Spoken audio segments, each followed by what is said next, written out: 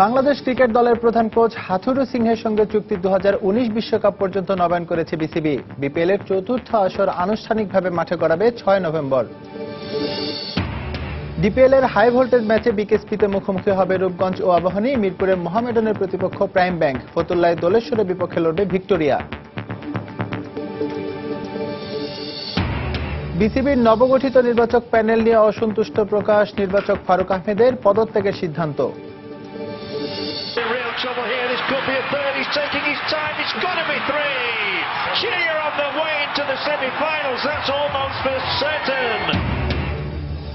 Vargas জাদুতে মেক্সিকোকে 7-0 গোলে বিধ্বস্ত করে কোপার সেমিফাইনালে বর্তমান চ্যাম্পিয়ন চিলি। ভেনেজুয়েলাকে 4-1 গোলে হারিয়ে সেরা চারে আর্জেন্টিনা। এবং ক্রিস্টিয়ানো রোনালদোর পেনাল্টি মিসের খেসারত দিল পর্তুগাল। অস্ট্রিয়ার বিপক্ষে গোলশূন্য ড্র সেলেকাওদের। রাতে সুইজারল্যান্ডের মুখোমুখি হবে স্বাগতিক ফ্রান্স।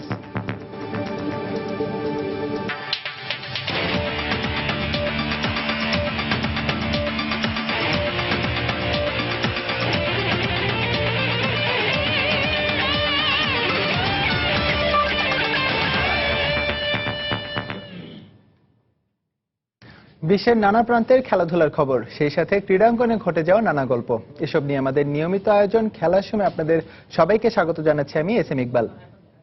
শুরুতেই থাকছে ক্রিকেটের খবর। শেষ পর্যন্ত গুঞ্জনটাই সত্যি হলো। বাংলাদেশ জাতীয় ক্রিকেট দলের প্রধান কোচ হাথুরু সিংহের সঙ্গে কোচিং স্টাফদের চুক্তি 2019 বিশ্বকাপ পর্যন্ত নবায়ন করেছে বিসিবি।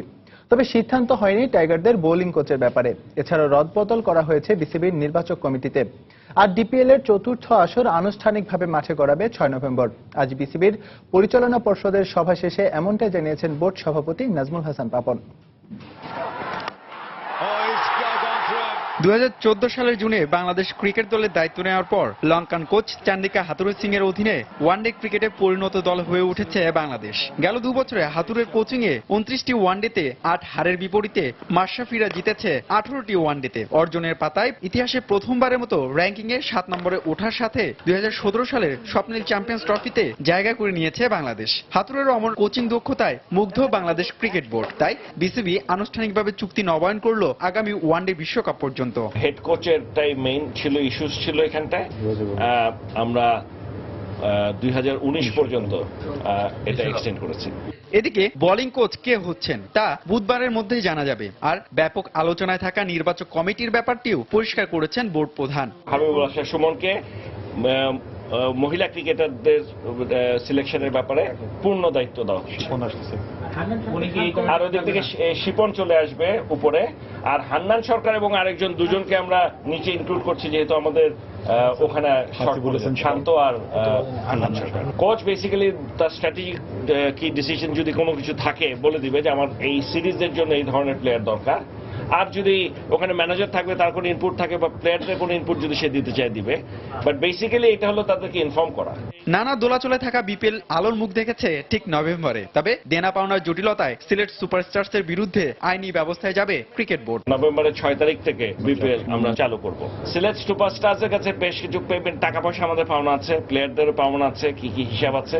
সো ওই পাওনাটা পাইনি এবং ব্যাংক গ্যারেন্টি যেটা ছিল ওটা যখন আমরা এনক্যাশ করতে গিয়েছি সেটাও আমরা পারিনি। এই ধরনের কর্মকাণ্ডের আমরা তীব্র প্রতিবাদ করছি এবং তাদের বিরুদ্ধে আইনানুগ যত রকমের ব্যবস্থা নেওয়া যায় অবশ্যই আমরা নেব। আভাস মিলেছে বরিশালের পর দ্বিতীয় দল হিসেবে আসন্ন বিপিএল এ সিলেটের মালিকানার পরিবর্তন আসতে পারে। বাট আমাদের ব্যাংক গ্যারেন্টি আছে। হুমায়ুন কবির রোজ, সময় সংবাদ, ঢাকা। মানে ওরা এদিকে Dhaka premier cricket league DPL এর ক্লাবগুলোকে ক্রিকেটারদের বকেয়া পরিশোধে 72 ঘন্টার আলটিমেটাম দিয়েছেন বিসিবি সভাপতি নাজমুল হাসান পাপন। এছাড়াও প্রাইম দোলেশ্বর ও আবাহনীর ম্যাচ নিয়ে তদন্ত কমিটির প্রতিবেদন নির্ধারিত সময়ে জমা পড়লে সে ব্যাপারে চূড়ান্ত সিদ্ধান্ত নেওয়া হবে বলেও জানান তিনি। এই প্রিমিয়ার ডিভিশন এখন যে চলছে, এখানকার অনেকগুলা ক্লাব তাদের পেমেন্ট করেনি প্লেয়ারদেরকে। সো আজকে বোর্ডে যে সিদ্ধান্তটা আমরা নিয়েছি, তাদেরকে 72 ঘন্টা সময় দেওয়া হয়েছে, 72 আওয়ার্স। এই 72 ঘন্টার মধ্যে যদি সকলেই তাদের পেমেন্ট ক্লিয়ার না করে, বোর্ড নিজস্বের আমাদের ফান্ড থেকে আমরা প্লেয়ারদের পেমেন্ট করে দেব এবং যে সমস্ত ক্লাব তাদের পেমেন্ট করেনি বা ডিফল্ট করবে তাদের বিরুদ্ধে যত কঠিন সম্ভব আমরা শাস্তির ব্যবস্থা করব। বিসিবির নবগঠিত নির্বাচক প্যানেল পছন্দ হয়নি বলে জানিয়েছেন ফারুক আহমেদ। সাবেক এই অধিনায়ক প্রধান নির্বাচকের পদ থেকে সরে দাঁড়ানোর ঘোষণা দিয়েছেন। খুব শীঘ্রই বোর্ড বরাবর পদত্যাগপত্র জমা দেবেন বলে জানিয়েছেন তিনি। একটি টেলিফোন বার্তায় একথা জানান ফারুক আহমেদ। দেশে আসলে আমি পদত্যাগের ডিসিশন নিয়ে ফেলেছি। আমি পদত্যাগ পত্রটা অফিসিয়ালি আইসে জমা দিব। ঠিক আছে, ঠিক আছে, ব্রেকিং দিয়ে বিসিবি চিন্তা করছে নতুন কাজ করে দিয়েছে। তবে আমি মনে করি ভাবে ভালো কাজ করবে না, এবং এইভাবে আসলে সিলেকশন কমিটি ইন্ডিপেন্ডেন্টলি কাজ করলেই ভালো কাজ করে। পূর্ব হয়েছে আমার আন্ডারে। এবার ঢাকা প্রিমিয়ার লিগ প্রসঙ্গ। সুপার লিগের চতুর্থ রাউন্ডের ম্যাচে কাল মাঠে নামবে 6 দল। সবগুলো ম্যাচই শুরু হবে সকাল 9টায়।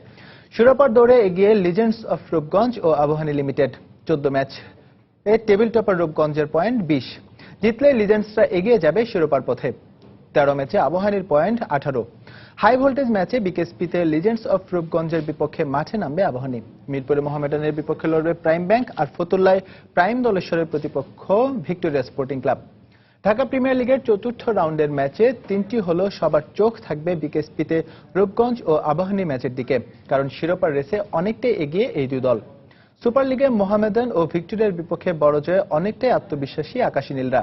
সাকিব, তামিম, তাসকিনদের পাশাপাশি ভারতীয় রিক্রুট দীনেশ কার্তিকের পারফরমেন্সে জয়ের আশাই করছে আবাহনী। অন্যদিকে লিগ টেবিলের শীর্ষে থাকা লিজেন্ডস অফ রূপগঞ্জ আছে দারুণ ছন্দে। সৌম্যদের সাথে ভারতীয় অলরাউন্ডার পবন নেগি হতে পারেন আবাহনীর মাথা ব্যথার কারণ। এর আগে লিগ পর্বে আবাহনীর বিপক্ষে জয় পেয়েছিল রূপগঞ্জ।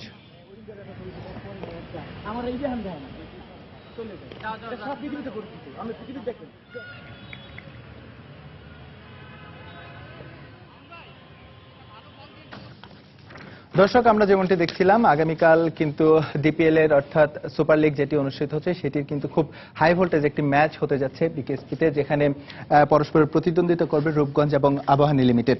এর আগে আমি একটি জিনিস বলে রাখতে চাই যে আসলে সুপার লিগের কিন্তু মাঝামাঝি পর্যায়ে অবস্থান করছে এখন আমরা, অর্থাৎ কালকে চতুর্থ রাউন্ড হবে। এর আগে 3টি রাউন্ড কিন্তু শেষ হয়েছে, যেখানে কিন্তু সুপার লিগের শিরোপা এবার কার হাতে উঠতে যাচ্ছে সেটি কিন্তু অনেকটাই মোটামুটি নির্ধারণ হয়ে গেছে, এমনটাও বলা যাবে না। আবার অনেকেই কিন্তু সেই রেসের বা সেই শিরোপার সুবাস পাচ্ছে, সেটা আমরা বলতে পারি। যেমন বলা চলে যে table topper legends of Rupganj ইতোমধ্যে কিন্তু তারা 1 নম্বরে আছে, ভালো খেলার ধারাবাহিকতা। তো আমরা দেখবো যে তৃতীয় রাউন্ড শেষে কে কোন অবস্থানে আছে লিগ টেবিলে, সেটি আমরা এখন দেখে নিব। প্রথমে দেখতে পাচ্ছি আছে হচ্ছে লিজেন্ডস অফ রূপগঞ্জ। তাদের সংগ্রহ হচ্ছে 14 ম্যাচে 9 জয় নিয়ে, তাদের হার হচ্ছে মাত্র 3টি, তাদের ড্র আছে 1টিতে, তারা আছে হচ্ছে 1 নম্বরে, তাদের পয়েন্ট হচ্ছে 20। আর আবাহনী লিমিটেড আছে কিন্তু তার পরে অবস্থান করছে, তার সংগ্রহ হচ্ছে 13 পয়েন্ট। এখানে একটি জিনিস জানিয়ে রাখতে চাই, যেটি হচ্ছে কিন্তু আবাহনী এবং প্রাইম দলেশ্বরের একটি ম্যাচ কিন্তু এখন পর্যন্ত অমীমাংসিত অবস্থায় আছে, অর্থাৎ সেটির যদি একটি ফলাফল আসে তাহলে কিন্তু বলা যায় যে সেখানে একটি পরিবর্তন আসতে পারে। অর্থাৎ কালকে একটি ম্যাচ হবে, একটি ম্যাচ হওয়ার পর সেখানে যারা জিতবে তারা ডেফিনেটলি একটি প্লাস পয়েন্ট অর্থাৎ পজিটিভলি তারা সামনের দিকে চলে যাবে। এরপরেই দেখা যাচ্ছে ভিক্টোরিয়া, তাদের সংগ্রহ হচ্ছে তারা 14টি ম্যাচ খেলেছে, 14 ম্যাচে তাদের সংগ্রহ হচ্ছে ভিক্টোরিয়ার 17 পয়েন্ট। এরপরেই আছে প্রাইম দলেশ্বর, প্রাইম ব্যাংক এবং মোহামেডান। এদিকে আজকে যেমনটি একটু আগে আমি পড়ছিলাম, আজকে কিন্তু বিসিবির যে সভা হয়েছে সেই সভায় কিন্তু বলা হয়েছে যে আবাহনী এবং প্রাইম দলেশ্বরের যে ম্যাচটি সেই ব্যাপারে কিন্তু একটি তদন্ত প্রতিবেদন দিতে বলা হয়েছে 3 দিনের মধ্যে। সেটি দেওয়া শেষ হলেই কিন্তু তারপরে জানা যাবে যে সেই ম্যাচটি আবার মাঠে গড়াবে নাকি হচ্ছে সেই ম্যাচে পয়েন্ট ভাগাভাগি হবে, সেটি হয়তো 3 দিন পরে জানা যাবে। তো এরপর আমরা দেখে নেব যে লিগের প্রথম পর্বের মতো অর্থাৎ সুপার লিগে কারা মাঠ মাতাচ্ছে, কাদের হাতে ব্যাট রানের ফুলঝুরি ছুটছে, সেটি আমরা দেখছি। প্রথমেই দেখছি হচ্ছে আব্দুল মজিদের নাম। তিনি আন্তর্জাতিক ক্রিকেটে পরিচিত না হলেও ঘরোয়া ক্রিকেটে খুবই পরিচিত একটি মুখ। তার রানের সংগ্রহ দেখতে পাচ্ছি আমরা 652 রান তিনি করেছেন 14টি ম্যাচ থেকে। তার গড় হচ্ছে 46.57 এবং সর্বোচ্চ হচ্ছে 118, কিন্তু সেঞ্চুরি আছে কিন্তু তার 2টি, খুবই ইমপ্রেসিভ একটি স্কোর আমরা দেখতে পাচ্ছি। আর দ্বিতীয় অবস্থানে আছে সেখানে হচ্ছে আল আমিন জুনিয়র, যিনি একসময় আন্ডার 19 ন্যাশনাল টিম বা আন্ডার 19 যে যুবদল যেটি বলি কিনা সেখানে কিন্তু তিনি খেলেছেন এবং তার সংগ্রহ হচ্ছে 610। ঠিক একদম ঘাড়ে শ্বাস ফেলছেন কিন্তু আব্দুল মজিদের, তার ব্যাটিং এভারেজ কিন্তু তার চেয়ে বেশি আমরা দেখতে পাচ্ছি 50.83। যদিও তার একটি সেঞ্চুরি কম, তিনি একটি মাত্র সেঞ্চুরি করেছেন, যেখানে সর্বোচ্চ রান হচ্ছে 102। এবার দেখে নেব 3 নম্বরে কে আছেন। এই 3 নম্বরে বলতে হয় কিন্তু ইমতিয়াজ হোসেন, তিনি কিন্তু নেমে গেছেন, অর্থাৎ এর আগে প্রথম লেগ যখন চলছিল তখন কিন্তু দেখেছিলাম তিনি 1 নম্বরে ছিলেন। হয়তো তার ব্যাটে সুপার লিগে এসে রানের ফোয়ারা পাচ্ছে না প্রাইম দলেশ্বরের ব্যাটসম্যান। তার সংগ্রহ হচ্ছে 566 রান, তার গড় হচ্ছে কিছুটা নেমে গেছে আমরা দেখতে পাচ্ছি 43.53, সেঞ্চুরি সংখ্যা হচ্ছে তার 2টি। এরপরে আসছে হচ্ছে শামসুর রহমান শুভ, গাজী গ্রুপ ক্রিকেটার্সের এই ব্যাটসম্যান, তার রান হচ্ছে 558। তার দল কিন্তু ইতোমধ্যেই সুপার লিগ নিশ্চিত করতে পারেন, অর্থাৎ ডিপিএল থেকে বাদ পড়েছে। তারপরেও তার যেই সুপার লিগের প্রথম পর্বে তিনি যে রানটি করে গিয়েছিলেন সেটি কিন্তু এখনো টপ 5-এ আমরা দেখতে পাচ্ছি, তিনি 4 নম্বরে আছেন। এরপরে আমরা দেখে নেব হচ্ছে এরপরে আছে হচ্ছে রকিবুল হাসান, বাংলাদেশ ন্যাশনাল টিমে একসময় তিনি খেলেছেন, টেস্ট ম্যাচ খেলেছেন, ওয়ানডে ম্যাচ খেলেছেন। তিনি কিন্তু আবার দেখতে পাচ্ছি যে এই আসরে কামব্যাক করেছেন। তার সংগ্রহ হচ্ছে 14 ম্যাচে 553। তার গড়টা কিন্তু বেশ ভালো, যদিও তার সেঞ্চুরি নেই, সর্বোচ্চ হচ্ছে 86, কিন্তু তার গড় হচ্ছে কিন্তু 55.30, বেশ ভালো ফর্মে আছে। তো এরপর আমরা দেখে নেব যে বিপিএল এর সুপার লিগের তৃতীয় রাউন্ড শেষে বোলিং এ কার হাতে উইকেট হচ্ছে। আমরা এখানে বরাবর দেখতে পাচ্ছি গত ইয়েতেও যা দেখেছিলাম প্রথম লেগে চতুরঙ্গ ডি সিলভা তিনি বরাবরই ভালো করে আসছেন, নিজের নামের প্রতি সুবিচার করছেন। 13 ম্যাচে তিনি উইকেট পেয়েছেন 30টি, সেটা হচ্ছে 35 রানে তিনি 6 উইকেট নিয়েছেন এই লঙ্কান বোলার। এরপরে আছে বাংলাদেশের কামরুল ইসলাম রাব্বি, তিনি কিন্তু ন্যাশনাল টিমে কল পেয়েছিলেন একবার, কিন্তু তার জাতীয় দলের জার্সি গায়ে নামা হয়নি। তার উইকেট সংগ্রহ হচ্ছে 24টি, 14 ম্যাচে 24। তার সেরা হচ্ছে 38 রানে তিনি 4 উইকেট নিয়েছেন। তৃতীয় স্থানে হচ্ছেন টাইগার ক্যাপ্টেন মাশরাফি বিন মুর্তজা, যদিও তার দল কলাবাগান ক্রীড়াচক্র ইতিমধ্যেই ডিপিএল কিন্তু সুপার লিগ খেলার যোগ্যতা অর্জন করতে পারেনি। তারপরে তিনি ওই প্রথম রাউন্ডে যে 11 ম্যাচে যে 22 উইকেট তিনি নিয়েছিলেন সেটি কিন্তু এখনো কেউ টপকাতে পারেনি, সেই জন্য তিনি অবস্থান করছেন 3 নম্বরে। তার সংগ্রহ ছিল, তার বেস্ট বোলিং ফিগার হচ্ছে 42 রানে 6 উইকেট। এরপরে আসে হচ্ছে স্পিড স্টার তাসকিন আহমেদের কথা, যিনি প্রথম লেগে খুব বেশি একটা নামের প্রতি সুবিচার করতে না পারলেও তার পরবর্তীতে কিন্তু দেখেছি তিনি ধারাবাহিকভাবে উইকেট পেয়েছেন এবং গত ম্যাচেও তিনি বেশ ভালো বোলিং করেছিলেন। তার সংগ্রহ হচ্ছে 22 উইকেট, 13 ম্যাচে 22 উইকেট। তার সেরা বোলিং ফিগার হচ্ছে 32 রানে তিনি 4 উইকেট নিয়েছেন। এরপরে মাহমুদুল্লাহ রিয়াদ, তার দলও Sheikh Jamal Dhanmondi club super league নিশ্চিত করতে পারেনি, তারপরেও তাকে দেখা যাচ্ছে টপ 5 বোলিং এ। তার ব্যাটিংও বেশ ভালো ছিল, তার ম্যাচ হচ্ছে 11 ম্যাচে উইকেট হচ্ছে 21টি, তার সেরা হচ্ছে 66 রানে তিনি 5 উইকেট নিয়েছেন।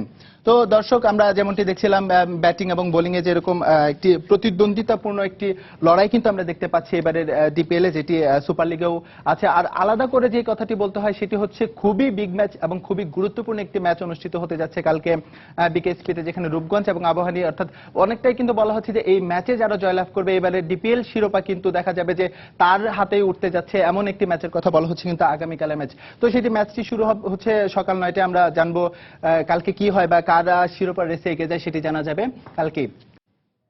চিকিৎসা শেষে বাসায় ফিরে গেছেন ক্রিকেটার সোহরাওয়ার্দী শুভ। শনিবার ঢাকা প্রিমিয়ার লিগে ম্যাচ খেলার সময় তাসকিনের বলে আঘাত পান তিনি। এরপর তাকে নিয়ে যাওয়া হয় রাজধানীর অ্যাপোলো হাসপাতালে, সেখানে তার সাথে ছিলেন বিসিবির চিকিৎসক মনিরুল আমিন। তিনি জানিয়েছেন শুভর অবস্থা সন্তোষজনক, ঘাড়ে যে ব্যথা রয়েছে তা এই ক্রিকেটারের পুরনো ব্যথা, তাই শিগগিরই ক্রিকেটে ফিরতে তার কোনো বাধা নেই।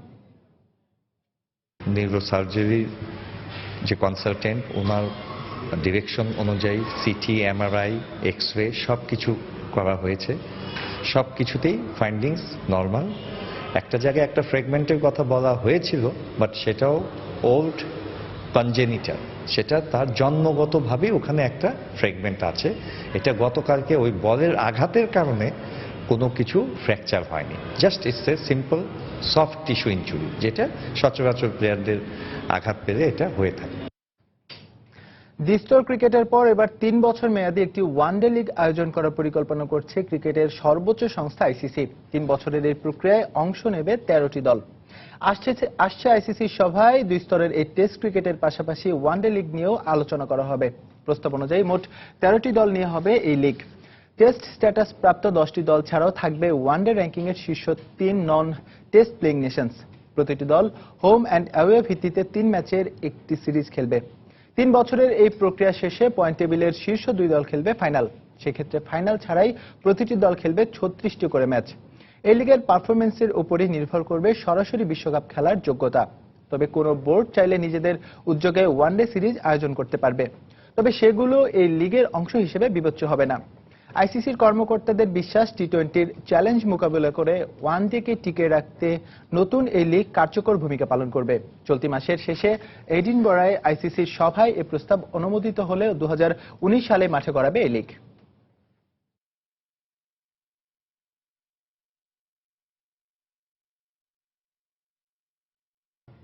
ক্রিকেট থেকে ফিরছে এবার ফুটবলে, শুরুতে ইউরো চ্যাম্পিয়নশিপের খবর।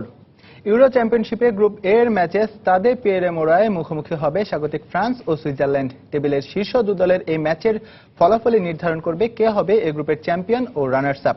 গ্রুপের অপর ম্যাচে পার্ক অলিম্পিক লিওনেইসে আলবেনিয়ার বিপক্ষে মাঠে নামবে রোমানিয়া। ম্যাচ দুটি শুরু হবে বাংলাদেশ সময় আজ রাত 1টায়। প্রথম ম্যাচে রোমানিয়ার বিপক্ষে 2-1 গোলে ও পরের ম্যাচে আলবেনিয়ার বিপক্ষে 2-0 গোলে জয়ের মধ্য দিয়ে রাউন্ড অফ 16-এ সবার আগে নাম লিখিয়ে বেশ ফুরফুরে মেজাজে আছে স্বাগতিক ফ্রান্স। গেল 2 ম্যাচেই একটি করে গোল করা দিমিত্রি পায়েত রয়েছেন দারুণ ফর্মে। তার সাথে গেল ম্যাচে গোলের উৎসবে যোগ দিয়েছেন অ্যাটলেটিকো মাদ্রিদ স্ট্রাইকার অ্যান্থনি গ্রিজম্যানও। তবে জুভেন্টাসের তারকা স্ট্রাইকার পল পগবা কোনো গোল না পেলেও ভালো খেলছেন এবারের আসরে। পাশাপাশি আদিল রামি, প্যাট্রিস এভরাদের পাহারায় থাকা রক্ষণভাগে দৃঢ়তায় 2 ম্যাচে মাত্র 1 গোল হজম করতে হয়েছে স্বাগতিকদের। তাই দলের সব বিভাগের ব্যাপারেই বেশ নিশ্চিন্ত কোচ দিদিয়ের দেশাম। অন্যদিকে 1 জয় ও 1 ড্রয়ে মোট 4 পয়েন্ট নিয়ে টেবিলের দ্বিতীয়তে অবস্থান করছে শাকিরি মেহমেদিরা। তবে আলবেনিয়ার বিপক্ষে রোমানিয়ার ম্যাচের কারণে স্বস্তি পাচ্ছে না ভ্লাদিমির পেতকোভিচের শিষ্যরা। এদিকে শক্তিশালী ফ্রান্সের বিপক্ষে ড্র করতে পারলেই শেষ 16 নিশ্চিত করতে পারবে সুইসরা। দলে কোচের ভরসার নাম ডিফেন্ডার ও অধিনায়ক স্টিফেন লিস্টেইনার, মিডফিল্ডার জারদেন শাকিরি ও আক্রমণে আছেন শানি তারাশাজ ও আদমির মেহমেদি। কারণ গেল 2 ম্যাচের প্রতিটিতেই ভালো ফর্মে ছিলেন প্রত্যেকেই। এদিকে 2 দলের মুখোমুখি পরিসংখ্যানে কিছুটা এগিয়ে ফ্রান্স। ইউরো চ্যাম্পিয়নশিপের মঞ্চে একবারের দেখায় হেরেছে সুইসরা। তবে মোট 37 বারের দেখায় 16 জয় ফ্রেঞ্চদের আর 12 জয় সুইসদের। গ্রুপের অপর ম্যাচে রোমানিয়ার মুখোমুখি হবে আলবেনিয়া। 1 ড্র ও 1 হারে রোমানিয়া 3 নম্বরে থাকলেও আলবেনিয়া জেতেনি কোনো ম্যাচেই। এদিকে মুখোমুখি পরিসংখ্যানেও এগিয়ে রোমানিয়া। 15 বারের দেখায় তারা তুলে নিয়েছে 10টি জয় আর আলবেনিয়ার জয় মাত্র 2টিতে, বাকি 3টি ড্র। তাই এই ম্যাচেও রোমানিয়াই ফেভারিট থাকছে। তবে গেল মে মাসে কাতারের বিপক্ষে 3-1 গোলের জয় থেকে অনুপ্রেরণা নিতে পারেন আলবেনিয়ার খেলোয়াড়রা। নিয়ামতুল্লাহ বাবু, সময় সংবাদ।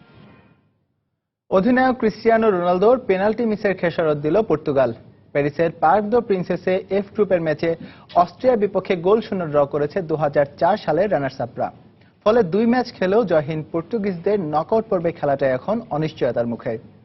এই ছন্দপতন পুচকে আইসল্যান্ডের বিপক্ষে প্রশ্নবিদ্ধ হয় জাতীয় দলের হয়ে ক্রিস্টিয়ানো রোনালদোর পারফরম্যান্স। সবকিছুর জবাব দেওয়ার সুযোগ 2004 ইউরো রানার্স আপ পর্তুগালের সামনে।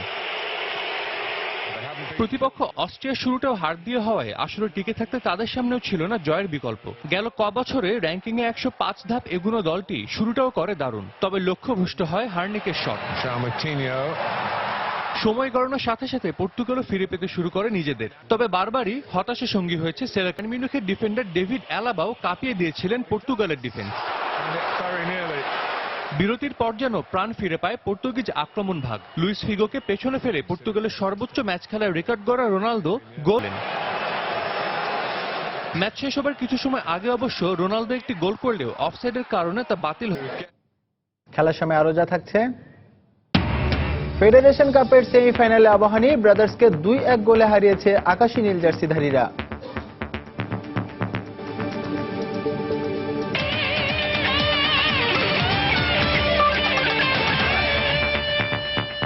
আরএফএল ওয়াটার পাম্প, পানি দেবে টেনশন নয়। এবার কোপা আমেরিকার খবর। লিওনেল মেসি ও গঞ্জালো হিগুয়েনের নৈপুণ্যে ভেনেজুয়েলাকে উড়িয়ে দিয়ে আসরের সেমিফাইনাল নিশ্চিত করল আর্জেন্টিনা। ম্যাসাচুসেটসের জিলেট স্টেডিয়ামে ভেনেজুয়েলাকে 4-1 গোলে হারিয়েছে আলবিসেলেস্তেরা। জোড়া গোল করেছেন গঞ্জালো হিগুয়েন। আগামী বুধবার প্রথম সেমিফাইনালে স্বাগতিক যুক্তরাষ্ট্রের মুখোমুখি হবে আর্জেন্টিনা। র্যাঙ্কিং এর শীর্ষ দল আর্জেন্টিনা, আর ভেনেজুয়েলার অবস্থান 77। লড়াইটা যে অসম হবে তা বলে দেয় র্যাঙ্কিংই। তবে পুচকে ডেভিডের গলিয়াত বধের ইতিহাস তো সবারই জানা। সে থেকে অনুপ্রেরণা নিয়ে 14 বারের কোপা চ্যাম্পিয়ন আর্জেন্টিনার মুখোমুখি হয় ভেনেজুয়েলা।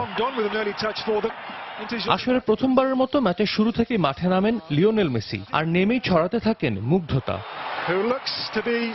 অপেক্ষাকৃত দুর্বল ভেনেজুয়েলার বিপক্ষে এগিয়ে যেতে বেশি সময় নেয়নি আলবিসেলেস্তেরা। লাভেজ্জির পরিবর্তে একাদশে সুযোগ পাওয়া হিগুয়াইন প্রতিদান দেন কোচের আস্থার। মেসির অ্যাসিস্টে ম্যাচের 8 মিনিটে গোল করে আর্জেন্টিনাকে এগিয়ে দেন এল পিপিতা। আগের ম্যাচগুলোর পারফরম্যান্সের সমালোচনা বন্ধ করার পণ করেই যেন নেমেছিলেন নাপোলি স্ট্রাইকার হিগুয়াইন। ভেনেজুয়েলার ডিফেন্সের ভুল কাজে লাগান বেশ বিচক্ষণতার সঙ্গেই। 28 মিনিটে লিড দ্বিগুণ করে জেরার্ডো মার্টিনের দল। দু গোলে পিছিয়ে পড়া লা ভিনোটিন্টোরা হঠাৎ করেই যেন জেগে ওঠে। রন্ডন ফেলশারদের মুহুর্মুহু আক্রমণে ব্যস্ত হয়ে পড়ে আর্জেন্টিনার ডিফেন্স। যে সুযোগগুলো ভেনেজুয়েলা পেয়েছিল তাতে গোলও হয়, কিন্তু আলবিসেলেস্তে গোলরক্ষক সার্জিও রোমেরোর হাতে যেন ভর করেছিল ফুটবল দেবতার বর। অসীম বীরত্বে ভেনেজুয়েলাকে হতাশায় ডুবিয়ে অক্ষত রাখেন পোপ। তবে চাপের মুখে ডিবক্সে ফাউল করে বসেন রোমেরো। তবে গোল শোধের সুযোগ পেয়েও কাজে লাগাতে পারেনি ভেনেজুয়েলা। 44 মিনিটে পাওয়া পেনাল্টি মিস করেন সেইজাস গুনথের। তবে দ্বিতীয়ার্ধে আবারও ম্যাচে নিয়ন্ত্রণ নেয় 14 বারের কোপা চ্যাম্পিয়নরা। ভেনেজুয়েলাকে নিয়ে শুরু হয় আর্জেন্টিনার ছেলে খেলা। এবার গোল উৎসবে যোগ দেন খুদে জাদুকর লিওনেল মেসি। ম্যাচের বয়স 1 ঘন্টা হতেই 3-0 ব্যবধানে এগিয়ে যায় আলবিসেলেস্তেরা। 70 মিনিটে ভেনেজুয়েলার রন্ডন জিমিনেজ ব্যবধান কমিয়ে ইঙ্গিত দিচ্ছিলেন নাটকীয় কিছুর, কিন্তু তাদের সব সম্ভাবনায় মাটি চাপা দেন নিকোলাস গাইতানের বদলি হিসেবে মাঠে নামা এরিক লামেলা। কয়েক সেকেন্ডের ব্যবধানে লিওনেল মেসির অ্যাসিস্টে করা গোলে 4-1 ব্যবধানে এগিয়ে যায় আর্জেন্টিনা। সেই সঙ্গে নিশ্চিত হয় লিওনেল মেসির দলের সেমিফাইনাল। সাজিদ মুস্তাহিদ, সময় সংবাদ। এদিকে মেক্সিকোকে গোল বন্যায় ভাসিয়েছে চিলি। ক্যালিফোর্নিয়ার লিভাই স্টেডিয়ামে মেক্সিকোকে 7-0 গোলে উড়িয়ে দিয়ে সেমিফাইনাল নিশ্চিত করেছে আসরের বর্তমান চ্যাম্পিয়নরা। এদুয়ার্দো ভার্গাসের 4 গোলে নিজেদের কোপা ইতিহাসের সবচেয়ে বড় ব্যবধানে হারের লজ্জা বরণ করে নিতে হয় মেক্সিকানদের। ফাইনালে ওঠার লড়াই বৃহস্পতিবার কলম্বিয়ার মুখোমুখি হবে চিলি। দুই দলের আগের স্বাদ দেখায় চিলির জয় মাত্র একটিতে। সবশেষ খেলা ম্যাচটিতে হেরেছিল চিলি। তবে গেল আসরে কাগজের সব পরিসংখ্যানকে ভুল প্রমাণ করেই চ্যাম্পিয়ন হয়েছিল লা রোজারা। তাই আভাস মিলছিল হাড্ডাহাড্ডি লড়াইয়ের। তবে ক্যালিফোর্নিয়ায় ম্যাচের শুরু থেকে আধিপত্য ছিল আর্জেন্টিনার বিপক্ষে হার দিয়ে আসর শুরু করা চিলির। আর্তুরো ভিদালের সঙ্গে বোঝাপড়াটা দারুণ হয়েছিল রাউল পুচ কর্তেজের, কিন্তু মেক্সিকো ডিফেন্ডার আরাউজো সে যাত্রায় রক্ষা করেন দলকে। ম্যাচে 16 মিনিটে মেক্সিকো রক্ষণে ধরে ফাটল। রাউল কর্তেজের গোলে লিড পায় বর্তমান চ্যাম্পিয়নরা। এরপর প্রথমার্ধের শেষ দিকে অ্যালেক্সিস সানচেজের অ্যাসিস্টে ভার্গাস গোল করে চিলির লিড দ্বিগুণ করেন। দ্বিতীয়ার্ধে মেক্সিকোর জালে শুরু হয় চিলির গোল উৎসব। 49 মিনিটে যা শুরুটা করেন আর্সেনাল ফরওয়ার্ড অ্যালেক্সিস সানচেজ। কিছুক্ষণ পরে কাউন্টার অ্যাটাক থেকে আক্রমণে দলকে 4-0 ব্যবধানে এগিয়ে দেন ভার্গাস। সেখানেই শেষ হয়নি মেক্সিকানদের দুর্দশা। ম্যাচের 54 ও 74 মিনিটে আরো 2টি গোল করে হ্যাটট্রিক পূর্ণ করেন এদুয়ার্দো ভার্গাস। ফুটে ওঠে মেক্সিকোর ডিফেন্সের অসহায়ত্ব। ম্যাচে ফেরার কোনো সম্ভাবনা নেই। প্রিয় দল একের পর এক গোল হজম করায় কাঁদছেন মেক্সিকান সমর্থকরা। তবে সান্ত্বনা সূচক একটি গোলের সুযোগ অবশ্য পেয়েছিল এল ট্রিরা, কিন্তু হাভিয়ার হার্নান্দেজ সেই সুযোগ নষ্ট করেন। চিলির সবচেয়ে বড় জয় 7-0 ব্যবধানে। ভেনেজুয়েলা ও আর্মেনিয়ার পর সেই তালিকায় যোগ হলো মেক্সিকোর নাম। গোলের খাতা যিনি খুলেছিলেন সেই রাউল কর্তেজ ম্যাচ শেষ হবার 3 মিনিট আগে আবারও গোল করলে 7-0 ব্যবধানে জয় সেমিফাইনাল নিশ্চিত করে বর্তমান চ্যাম্পিয়ন চিলি। সেই সঙ্গে সানচেজ ভিদাল ভার্গাসরা বার্তাও দিয়ে রাখলো সেমিতে তাদের প্রতিপক্ষ কলম্বিয়াকে। কোপা আমেরিকার ট্রফিটা সহজে হাতছাড়া করতে চায় না চিলি। সাজিদ মুস্তাহিদ, সময় সংবাদ। এবার দেশের ফুটবলের খবর। আসরের তৃতীয় কোয়ার্টার ফাইনালে ব্রাদার্স ইউনিয়নের বিপক্ষে প্রথমার্ধে পিছিয়ে পড়লেও শেষ পর্যন্ত সেমিফাইনাল নিশ্চিত করেছে আবাহনী লিমিটেড। ব্রাদার্সকে 2-1 গোলে হারিয়েছে আকাশী নীল জার্সিধারীরা। শুক্রবার শেখ রাসেলের বিপক্ষে সেমিফাইনালে মুখোমুখি হবে জর্জ কোটানের দল। ফেডারেশন কাপে ম্যাচ চলাকালীন ফুটবলারদের সাথে রেফারির কোন্দল এ আর নতুন কি? এমন অনাকাঙ্ক্ষিত ঘটনা এখন নিত্যসঙ্গী হয়ে গেছে বাংলাদেশের ফুটবলে। আবাহনী লিমিটেড ও ব্রাদার্স ইউনিয়নের ম্যাচে দেখা গেছে একই দৃশ্য। তার আগে ব্রাদার্সের বিপক্ষে আসরের তৃতীয় কোয়ার্টার ফাইনালে মাঠে নেমে শুরু থেকে আক্রমণে এগিয়ে থাকে আবাহনী। ফলস্বরূপ দ্বিতীয় মিনিটেই এগিয়ে যেতে পারত ঢাকার ঐতিহ্যবাহী ক্লাবটি, কিন্তু ব্রাদার্স গোলরক্ষক উত্তম জীবনের হেড ফিরিয়ে দিলে সে যাত্রায় স্কোর করতে ব্যর্থ হয় আকাশী নীল জার্সিধারীরা। এরপর বেশ কয়েকটি ভালো সুযোগ পেয়েও লক্ষ্যভ্রষ্ট করতে পারেনি আবাহনী ফরওয়ার্ডরা। উল্টো ম্যাচের 35 মিনিটে হাইতিয়ান মিডফিল্ডার অগাস্টিন ওয়ালসন লিড আনেন ব্রাদার্সের হয়ে।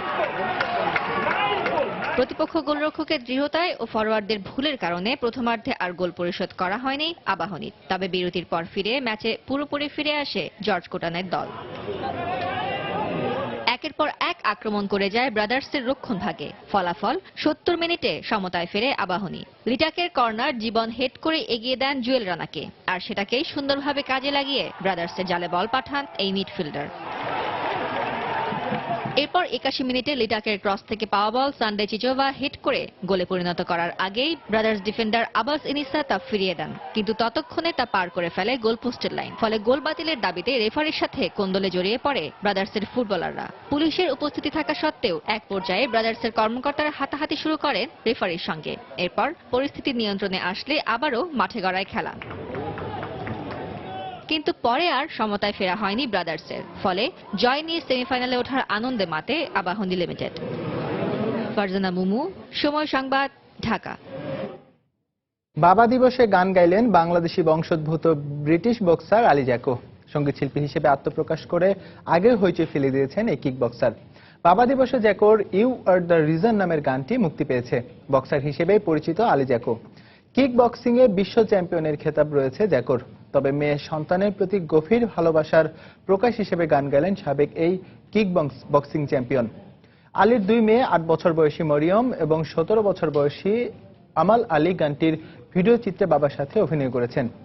সঙ্গীত নিয়ে বাংলাদেশ, ভারত, ব্রিটেন এবং আমেরিকায় কাজ করার আগ্রহ প্রকাশ করেছেন জ্যাকো। নিজস্ব প্রোডাকশন থেকেই গান এবং গানের মিউজিক ভিডিও বের করছেন তিনি। For me to find a home, you are my future, you're my everything. The past and the present is all you within. You are my heart.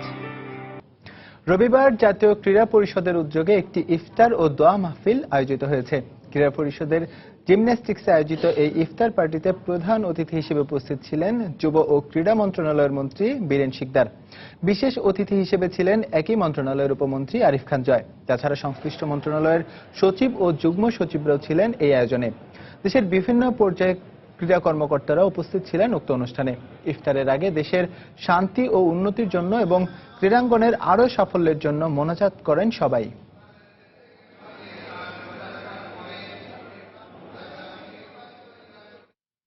এবার ধর্ষণের দায়ে গ্রেফতার হলেন ভারতের জাতীয় ক্রিকেট দলের এক সদস্য। শুক্রবার হারারে থেকে তাকে গ্রেফতার করে জিম্বাবুয়ে পুলিশ। তবে গ্রেফতারকৃত ক্রিকেটারের নাম প্রকাশ করা হয়নি। এমনিতেই সিরিজের প্রথম টি-20তে জিম্বাবুয়ের কাছে 2 রানে হেরে মানসিকভাবে বিপর্যস্ত ভারতীয় দল। তার উপর আসলো এমন এক খবর। জিম্বাবুয়ান সংবাদ সংস্থা নিউ জিম্বাবুয়ে জানায়, বৃহস্পতিবার রাতে হারারের হোটেলে এ ঘটনা ঘটে। ধর্ষিত নারীর অভিযোগ, ভারতীয় এক ক্রিকেটারের রুম থেকে রক্তাক্ত অবস্থায় জ্ঞান ফেরে তার। তবে কিভাবে তিনি ওই রুমে গেলেন তা স্মরণ করতে পারছেন না তিনি। মেকলেস হোটেলে বর্তমানে ভারতীয় ক্রিকেটার ছাড়া আর কেউ অবস্থান করছে না। এদিকে তদন্তের স্বার্থে আপাতত কারো নাম না প্রকাশ করার কথা জানায় হারারের সহকারী পুলিশ কমিশনার।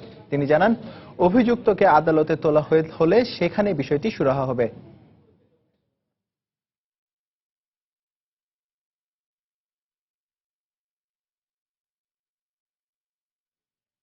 উইম্বলডন শুরুর আগে বেশ বড়সড় ধাক্কা খেলেন সুইস তারকা রজার ফেদেরার। 19 বছর বয়সী এক জার্মান কিশোরের কাছে হেরে গেরি ওয়েবার ওপেন থেকে ছিটকে পড়েছেন তিনি। 27 জুন থেকে শুরু হচ্ছে উইম্বলডনের এবারের আসর। তার আগে প্রস্তুতি হিসেবে খেলা এই আসরে সেমিফাইনালে আলেকজান্ডার জিভারেভার বিপক্ষে হেরে যান সাবেক নাম্বার 1। এর ফলে আসরের 9মবারের মতো শিরোপা জেতা হল না ফেদেরার। আলেকজান্ডারের বিপক্ষে প্রথম সেটে টাইব্রেকে হারলেও পরের সেটে 7-5 গেমে জিতে দারুণভাবে ঘুরে দাঁড়ান 17টি গ্র্যান্ড স্লামের মালিক। কিন্তু তৃতীয় সেটে 6-3 গেমে হেরে সেমিফাইনালেই শেষ হয়ে যায় তার স্বপ্ন। তবে ফেদেরারের হারের দিনে জয় পেয়েছেন ইন্ডিমারে। আর্গন চ্যাম্পিয়নশিপের সেমিফাইনালে ক্রোয়েশিয়ান ম্যারিন সিলিকে 6-3, 4-6 ও 6-3 গেমে হারিয়ে ফাইনালে পা রাখেন এই ব্রিটিশ তারকা। এ পর্যায়ে খেলা সময়ের শীর্ষ সংবাদগুলো জানিয়ে দিচ্ছি আরেকবার। বাংলাদেশ ক্রিকেট দলের প্রধান কোচ হাথুরু সিংহের চুক্তি 2019 বিশ্বকাপ পর্যন্ত নবায়ন করেছে বিসিবি। বিপিএল এর চতুর্থ আসর আনুষ্ঠানিকভাবে মাঠে গড়াবে 6 নভেম্বর। জিপিএল এর হাই ভোল্টেজ ম্যাচে বিকেএসপিতে মুখোমুখি হবে রূপগঞ্জ আবাহনী। মিরপুরে মোহামেডানের প্রতিপক্ষ প্রাইম ব্যাংক। ফতুল্লায় দোলেশ্বরের বিপক্ষে লড়বে ভিক্টোরিয়া। বিসিবির নবগঠিত নির্বাচক প্যানেল নিয়ে অসন্তুষ্ট প্রধান নির্বাচক ফারুক আহমেদের পদত্যাগের সিদ্ধান্ত।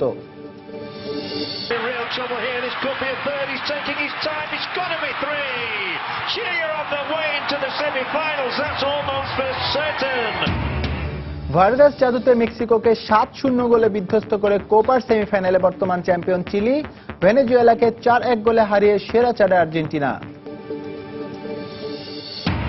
এবং ক্রিস্টিয়ানো রোনালদোর পেনাল্টি মিসের খেসারত দিল পর্তুগাল, অস্ট্রিয়ার বিপক্ষে গোলশূন্য ড্র সেলেকাওদের। রাতে সুইজারল্যান্ডের মুখোমুখি হবে স্বাগতিক ফ্রান্স।